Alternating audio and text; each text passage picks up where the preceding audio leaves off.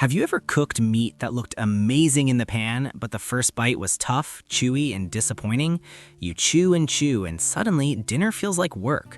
What if I told you there's a way to make meat soft and juicy almost instantly with no long marinades and no fancy ingredients? Stay with me because this one tiny change can completely flip the way your meat turns out.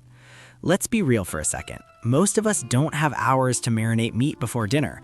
We get home tired, hungry, and just want something that tastes good without a lot of planning. But tough meat is one of the most common cooking problems out there. Chicken breast dries out, beef gets chewy, pork turns rubbery, and then we blame the cut, the pan, or ourselves. Today, I'm going to show you how to instantly soften meat without a marinade. This is a simple technique used in home kitchens and restaurants that most people never talk about. No waiting overnight, no complicated steps. By the end of this video, you'll know exactly why meat gets tough, what actually makes it tender, and how to fix it fast using something you probably already have at home. First, let's talk about why meat gets tough in the first place, because once you understand that, the solution makes way more sense. Meat is made of muscle fibers. Those fibers tighten up when they hit heat. The tighter they get, the tougher the meat feels when you chew it.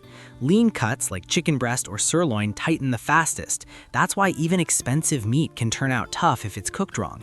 It's not always about the quality, it's about what happens at the surface when heat hits it. A lot of people think marinades soften meat because of flavor, but most marinades don't actually go very deep. They mostly work on the outside, and they take time.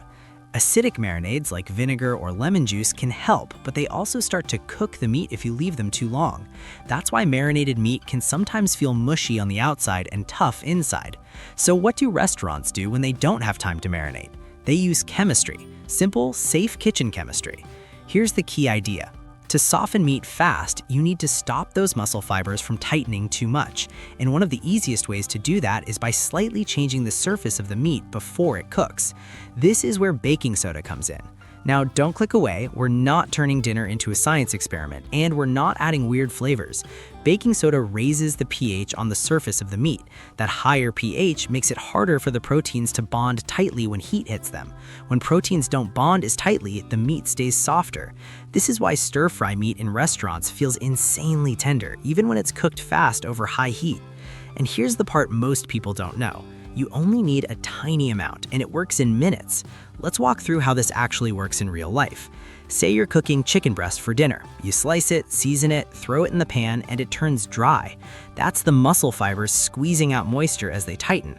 But if you lightly coat the chicken with a small pinch of baking soda and let it sit for about 10 to 15 minutes, something changes. The surface proteins relax. When you cook it, the chicken stays juicy and soft instead of tightening up like a rubber band. The same thing works for beef, pork, shrimp, and even some plant-based proteins. Now, here's where people mess this up. More is not better. You're not dumping baking soda on your meat. You're using about half a teaspoon per pound, sometimes even less. After the short resting time, you rinse the meat under cold water and pat it dry. This step is important. It removes any leftover baking soda taste. Once it's rinsed and dried, you season and cook like normal. No weird flavor, no texture issues, just softer meat. And yes, this works without a marinade. Let's talk about cuts that benefit the most from this.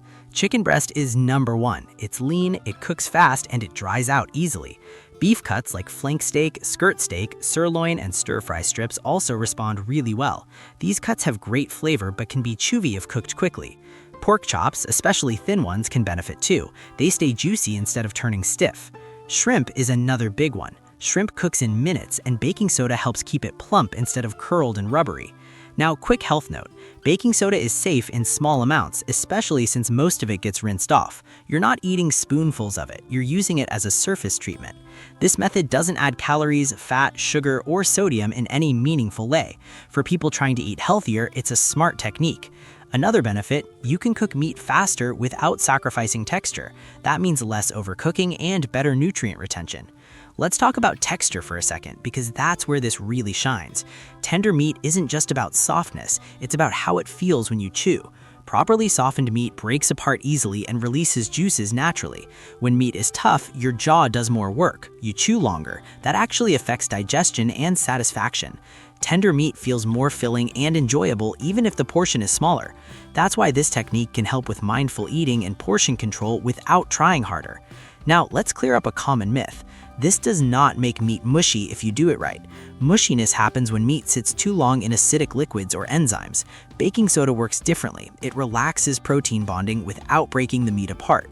Timing matters. Stick to 10 to 20 minutes. Rinse, dry, cook. Another mistake people make is using this on already tender cuts like filet mignon. You don't need it there. Save it for everyday cuts. Let's talk flavor, because people worry about that. Baking soda itself doesn't add flavor. It actually helps meat brown better once it's rinsed and dried, because relaxed proteins brown more evenly. Better browning means better flavor through the Maillard reaction, that savory, cooked taste we all love. So you're not just getting softer meat, you're getting better texture and better flavor at the same time. This is especially helpful if you're cooking with less oil or salt. When texture improves, food tastes better even with simpler seasoning. Now let's talk real-life situations. You forgot to marinate. You're cooking last minute. You bought a budget cut of meat. You meal prep and reheat food later. This method helps in all those cases. Meal prepped meat often turns tough when reheated. Starting with softer meat helps it hold up better over time. And if you're on a high-protein diet, this makes lean protein way more enjoyable. You don't need sauces to hide dryness. You don't need heavy marinades loaded with sugar or sodium. Just better cooking. Here's the big reveal. The secret to instantly soft meat isn't time, it's control. When you control how proteins react to heat, you control texture. That's what baking soda does. It gives you control over tenderness in minutes instead of hours. This is the same principle used in professional kitchens to turn cheap cuts into restaurant-quality dishes. They don't wait, they prepare smart. Once you use this technique a few times, you'll start to feel confident cooking meat without fear.